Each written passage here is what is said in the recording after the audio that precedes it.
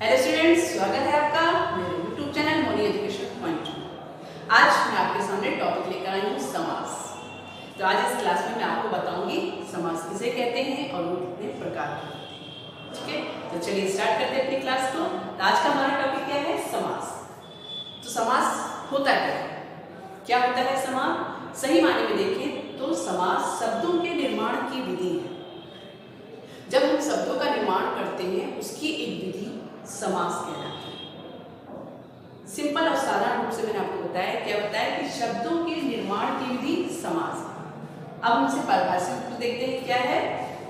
दो अधिक शब्दों के समूह से जो नया शब्द बनता है उसे समास कहते हैं। जब दो या उससे अधिक शब्दों को मिलाकर जब एक नया शब्द बनता है उसे हम समास कहते हैं। ठीक, क्लियर हुआ?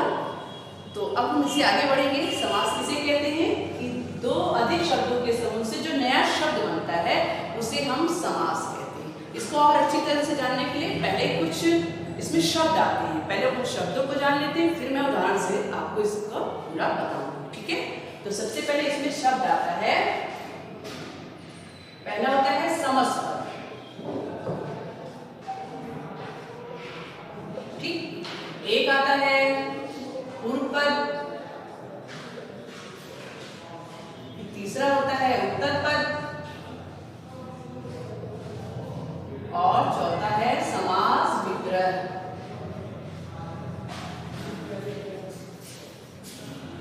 ठीक, समास को जानने से पहले इनको जानना बहुत जरूरी है। उसके बाद मैं इसके आगे प्रकारों को जानेंगे कि कितने प्रकार के होते हैं। तो ये जो शब्द आते हैं पहले इन शब्दों को हम जान लेते हैं, ये शब्द क्या होते हैं। उसमें आता है समस्त। समस्त पद क्या होता है? समास विधि से बना नया शब्द। जब समास विधि से जो बनाते हैं नया शब्द उसे हम क्या कहते हैं? समस्त पद। यानी क्या हो जाएगा? समास विधि से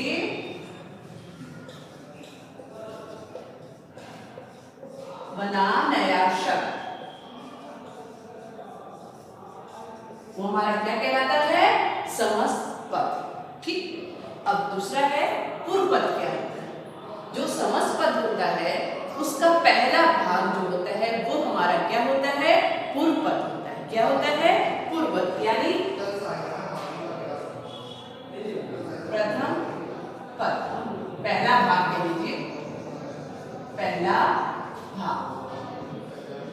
ठीक, ध्यान से समझिएगा इसको। ठीक है, ये बहुत इंपॉर्टेंट है। क्या है? इस समस्त पद क्या होता है? समास विधि से बना नया शब्द हमारा क्या हो जाता है? उसको हम क्या कहते हैं? समस्त पद। पूर्व पद, जो समस्त पद का जो पहला भाग होता है उसको हम कहते हैं पूर्व पद, और जो समस्त पद का दूसरा भाग होता है उसको हम कहते हैं उत्तर पद। क्या कहते हैं? दूसरे भाग को हम लोग क्या कहते हैं? उत्तर पद। ठीक, अब समास विग्रह क्या होता है? जब हम समस्त पद को विस्तृत रूप यानी समस्त पद का विस्तृत रूप हमारा क्या कहलाता है? समास विग्रह। यानी जब उसको हम खोल देते हैं, यानी समस्त पद को खोलकर विस्तृत रूप से उसको करना हमारा क्या कहलाता है? समास विग्रह। तो क्या हो जाएगा? समस्त पद का विस्तृत रूप या खुला हुआ रूप बोल सकते हैं। समस्त पद का विस्तृत रूप।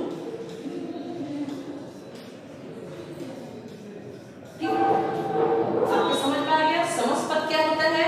समास विधि से बना नया शब्द। पूर्व पद, जो समस्त पद का पहला भाग होता है वो पूर्व पद होता है। उत्तर पद, जो समस्त पद का दूसरा भाग होता है वो हमारा हो जाता है उत्तर पद। और समास विग्रह, जो समस्त पद का विस्तृत रूप, यानी जब उसको हम खोलकर ये विस्तृत कर देते हैं उसको फैला हुआ रूप या खुला हुआ रूप कह सकते हैं। ठीक है, अब इस सबको मैं आपको एक उदाहरण के द्वारा समझाऊंगी। जैसे मैंने एक शब्द ले लिया राजकुमार। ठीक, यहाँ पे मैंने लिया एक शब्द राजकुमार। तो राज क्या हो गया? ये समस्त, ये क्या है? ये पहला भाग हो गया। क्या हो गया? ये पहला भाग। ठीक, कुमार क्या हो गया? दूसरा भाग यानी उत्तर पद। इसको ऐसे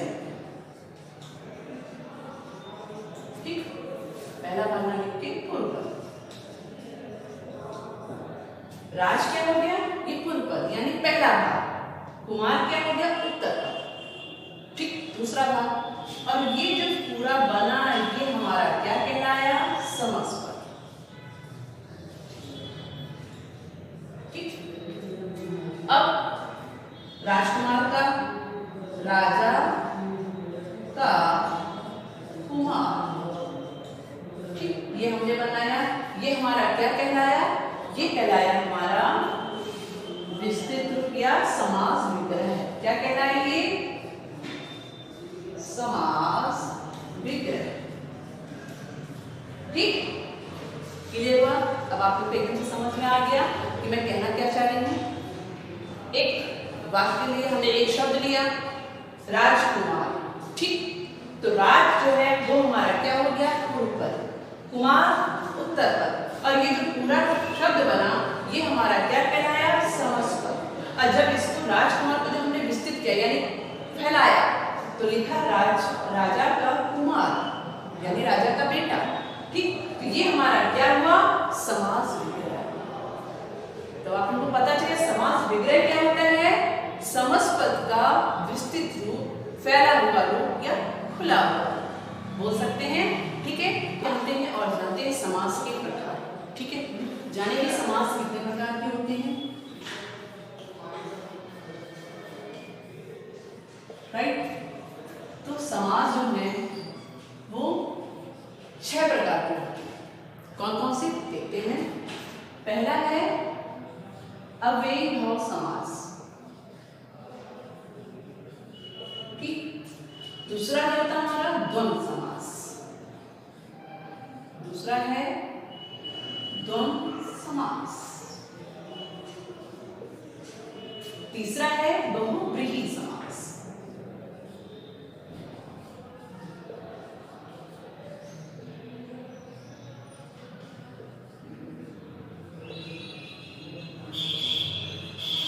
चौथा है हमारा तत्पुरुष समास,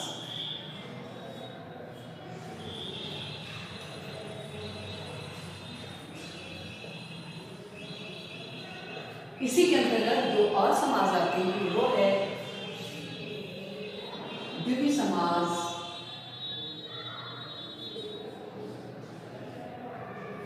द्विगु समास, और छठा हमारा आ जाता है कर्मधारय समास।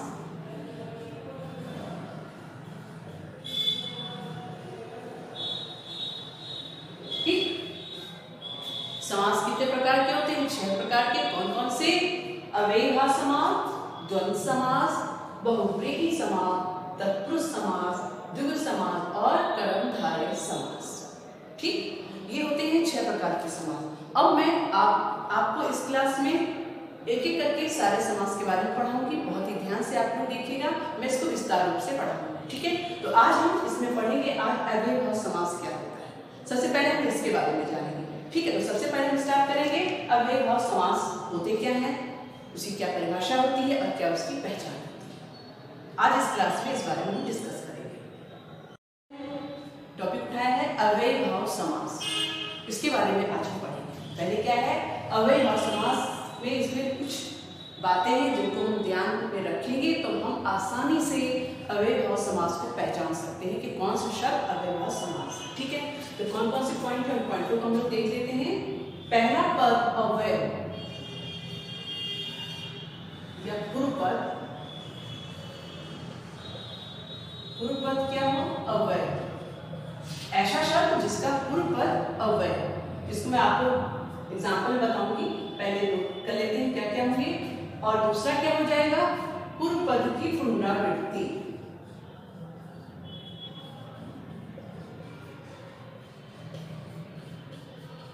ठीक, तीसरा उपसर्ग, पूर्व पद उपसर्ग लगा, क्या हो, उपसर्ग लगा, वे हमारे क्या हो जाते हैं।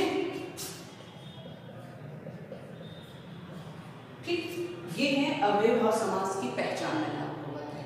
ठीक है, कि इन चीजों को, इन पॉइंटों को हमको ध्यान में रखना है तो बहुत आसानी से हम शब्द पहचान लेंगे।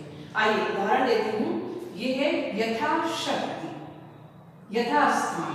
ठीक है, इसका यथास्थान, ये हमारा क्या है, समस्पद। क्या है ये हमारा, समस्पद। ठीक, अब इसका समास विग्रह हमने किया तो हो गया स्थान के अनुसार।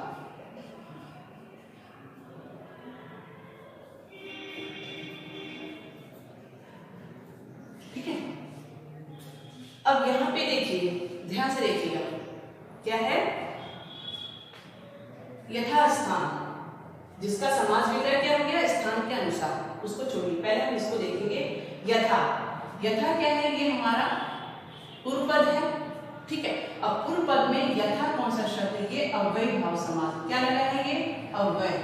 एक ऐसा शब्द है, यथा जो है ये अव्यय शब्द है। अव्यय का मतलब होता है वे शब्द जो किसी भी परिस्थिति में नहीं बदलते हैं। चाहे लिंग वचन क्रिया लगा लो, लेकिन ये शब्द एज इट इज रहते हैं, वे होते हैं हमारे अव्यय शब्द। तो यथा क्या है, ये किसी भी परिस्थिति में जाए, इसमें लिंग वचन क्रिया कुछ भी लगा लीजिए, ये यथा का यथा ही रहेगा। तो ये पहला पद क्या हो गया, अव्यय है। तो ये हमारा कौन सा शब्द हो गया, ये हमारा हो गया अव्यय भाव। कौन सा समास हो गया, ये हो गया हमारा अव्यय भाव समास। ठीक, अब दूसरा देखिए, पहला हो गया पूर्व पद अव्यय, यह बात हो गई। अब दूसरा देखती हूँ, रातों रात, रातों रात। ठीक, रातों रात एक शब्द हो गया। क्या है, प्रथम पद क्या हो रहा है, रात। इसमें क्या है, पूर्व पद की पुनरावृत्ति। तो पूर्व पद हमारा क्या है, रात, उसकी यहाँ पे भी रात है और यहाँ पे भी रात है, रातों रात। तो ये हमारा क्या हो गया, पदों को क्या हुई, पुनरावृत्ति हुई।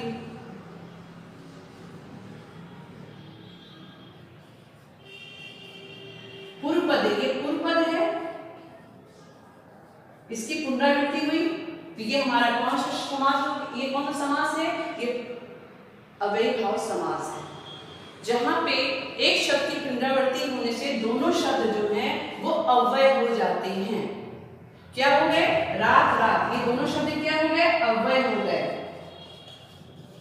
अव्यय शब्द हो गए। कैसे शब्द हो गए, अव्यय, यानी रात रात ही रहेगा, वो किसी भी परिस्थिति में बदलेगा नहीं।